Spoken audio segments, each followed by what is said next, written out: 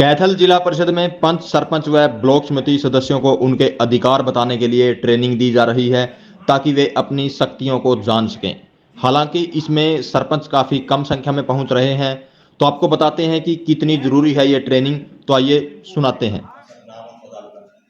हाँ, मैं doctor Ranbir Singh Battan, training course coordinator, Haryana institute of rural development Panchayati Raj Nilokheri की तरफ से आज हमारा हरियाणा सरकार द्वारा जो पंचायतों को 3 दिवसीय फाउंडेशन जो ट्रेनिंग प्रोग्राम चलाया जा रहा है, तो उसकी कड़ी में आज हम यह ट्रेनिंग प्रोग्राम चला रहे हैं। तो किस तरह की, जैसे पंच सरपंचों को किस तरह की ट्रेनिंग दी जा रही है, क्या कुछ सवाल निकल के आ रहे हैं पंच सरपंचों को? यह ट्रेनिंग जो हरियाणा सरकार द्वारा जो हरियाणा पंचायती राज जो एक्ट है 1994 और जो पंचायती 73 में संवैधानिक संशोधन जिसमें पंचायतों को त्रिस्तरीय जो प्रणाली दी गई, जिसमें ग्राम पंचायत, ब्लॉक समिति और जिला परिषद, जब भी न्यू इलेक्टेड जनप्रतिनिधि चुन के आते हैं तो इनका सबसे पहले जो सरकार है, हरियाणा सरकार है, वो एक फाउंडेशन ट्रेनिंग प्रोग्राम करवाती है, जिसमें यह जानकारी दी जाती है कि ग्राम जो पंचायतें हैं, जो त्रिस्तरीय प्रणाली है, उन्होंने कानून की जानकारी उनको दी जाती है और किस प्रकार से वो ग्राम पंचायत की मीटिंग करेंगे, ग्राम सभा का को बुलाया जाएगा और किस प्रकार से वो प्रस्ताव पास करेंगे, किस प्रकार से उनके अधीन आने वाले जो 10 विभाग हैं, उनके जो ग्रामीण विकास है, उस ग्रामीण विकास को जो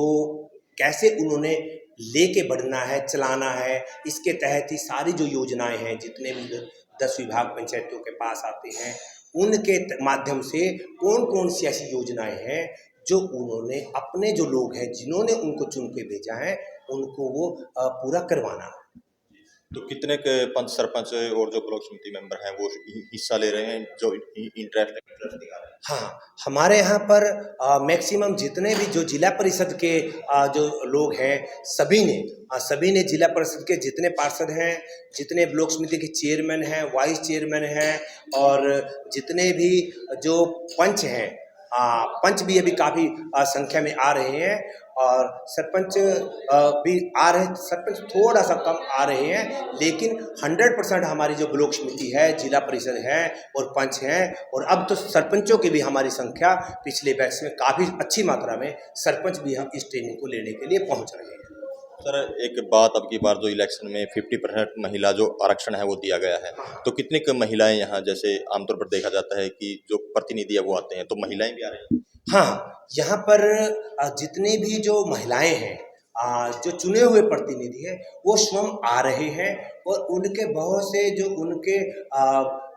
पारिवारिक जो सदस्य हैं, बल्कि उनका भी कुछ तो ऐसे सदस्य हैं जो उनको छोड़ कर शाम को 5 बजे ही वो लेने के लिए आते हैं। वो कहते हैं आप ट्रेनिंग को लीजिए, लेकिन कुछ साथी ऐसे भी हैं जो यहाँ दिन भर साथ आते हैं और महिला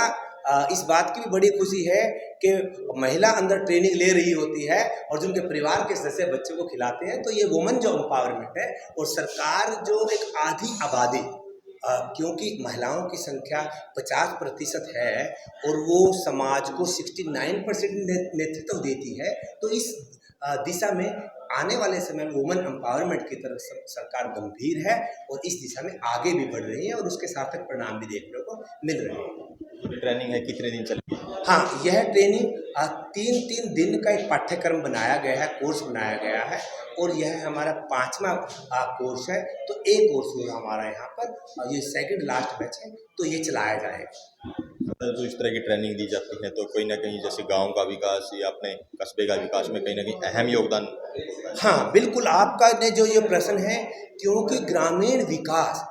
गांव से बना है और ग्रामीण विकास के लिए ही सारी योजनाएं भारत सरकार, राज्य सरकार, हरियाणा सरकार गांव को विकास करने के लिए कृत संकल्प है और सरकार पारदर्शिता के साथ आगे बढ़ना चाह रही है और पारदर्शिता की कड़ी में ही सरकार जो इस प्रकार के जो ई टेंडर की व्यवस्था लेके आई है, ताकि लोगों के बीच में, लोगों का पैसा है, लोगों के बीच में जाए और लोगों के सबके सामने जाए और ये गांव का विकास के लिए जो सबसे जो बेसिक सरकार है, प्रथम सरकार है, वह पीआरआई ही है, त्रिस्तरीय प्रणाली है। और सरकार गंभीरता से ग्रामीण विकास के लिए कृत संकल्प है और उसी दिशा में यह सरकार